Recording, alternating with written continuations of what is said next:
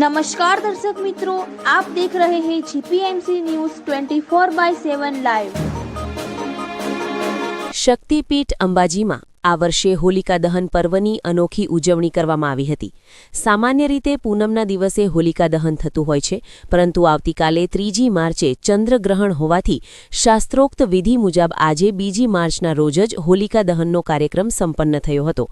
અંબાજી મંદિરના ચાંચરી ચોકમાં વર્ષો જૂની પરંપરા મુજબ મુખ્ય પૂજારી ભટ્ટજી મહારાજ અને અધિક કલેક્ટર કૌશિક મોદીની પ્રેરક ઉપસ્થિતિમાં હોળી પ્રગટાવવામાં આવી હતી।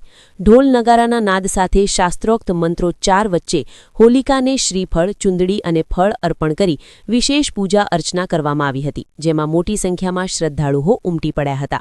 હોલિકા દહન બાદ સૌની નજર હોળી પર લગાવેલી ધજા પર હતી, જે આ વર્ષે ઉત્તર દિશામાં પડી છે।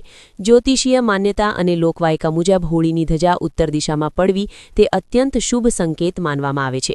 આ સંકેત આગામી વર્ષમાં રાજ્ય અને દેશમાં સારો વરસાદ, કૃષિ ક્ષેત્રે મબલખ ઉત્પાદન અને સુખ સમૃદ્ધિનો નિર્દેશ કરે છે। અધિક કલેક્ટર કૌશિક મોદીએ પણ આ પ્રસંગે જણાવ્યું હતું કે પરંપરાગત પૂજા બાદ ઉત્તર દિશામાં નમેલી ધજા આવનારું વર્ષ સૌ માટે મંગલમય રહેશે તેવું સૂચવે છે। Bureau report, Ambaji news 24/7 live.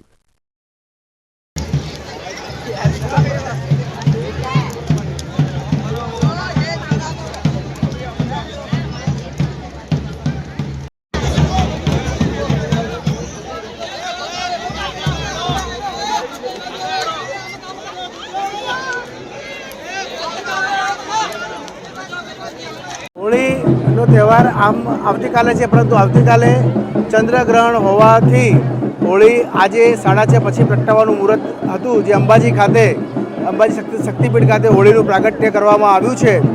ધાર્મિક વિધિવિધાન પૂજા સાથે દર વર્ષની જેમ આ વખતે પણ હોળીનું પ્રાગટ્ય કરવામાં આવ્યું છે। આવતીકાલે પૂનમ છે અને ચંદ્રગ્રહણ પણ છે, એટલે મંદિર સવારે 8 વાગે 6 થી 8 દરમિયાન ખુલ્લું રહેશે। ત્યારબાદ મંદિર મંગલ થશે, જે ગ્રહણ પૂર્ણ થયા બાદ સાંજે રાત્રે એની આરતી 9 વાગ્યા પછી 9:30 એની આરતી કરવામાં આવશે માતાજીની, અને ત્યારબાદ મંદિર બંધ કરવામાં આવશે। એટલે જે ભક્તો મંદિર દર્શન કરવા આવવાના હોય તો એ 8 વાગ્યા પૂર્વે પધારે એવી સૌને નમ્ર વિનંતી છે। 4 તારીખે મંદિર રાબેતા મુજબ અને 4 તારીખથી મંદિર રાબેતા મુજબ ચાલુ રહેશે, જે નિયત સમય છે એ મુજબ મંદિર ચાલુ થશે।